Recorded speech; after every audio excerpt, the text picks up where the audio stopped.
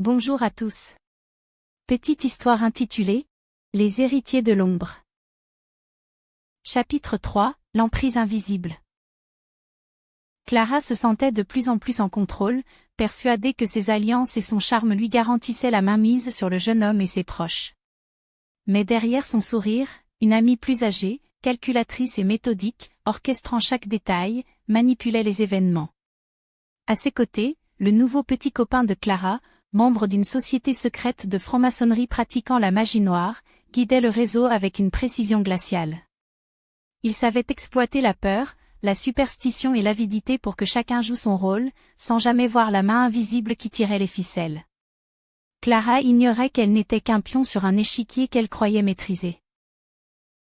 L'agent immobilier véreux et le cousin du jeune homme intervenaient comme instrument pratique. Ils signaient des documents, validaient des transactions et laissaient croire à une loyauté partielle.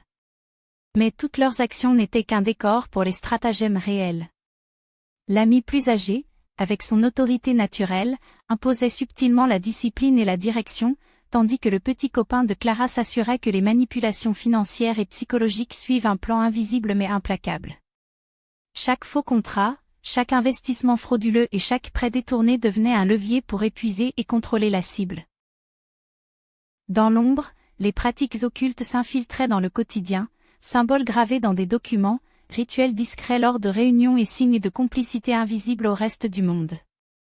Clara, fascinée par l'aura de son petit copain, suivait sans questionner, persuadée de renforcer son pouvoir sur le jeune homme. Elle ne voyait pas que la société secrète utilisait son énergie et sa naïveté pour préparer le moment où il deviendrait impossible de s'en prendre à quelqu'un d'autre qu'elle. L'obsession de prendre le contrôle et d'épuiser la cible se déployait méthodiquement, transformant chaque interaction en piège invisible. Le jeune homme, malgré sa vigilance, commençait à percevoir les contradictions et l'emprise croissante. Les manigances, bien que subtiles, laissaient des traces, dettes inexplicables, documents incohérents, et une atmosphère oppressante qu'il ne pouvait ignorer.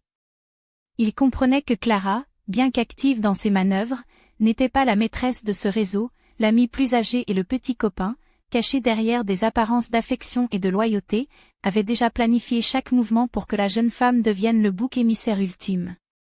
Et dans cette tension silencieuse, chacun attendait le moment où le voile se lèverait sur l'ampleur de la trahison.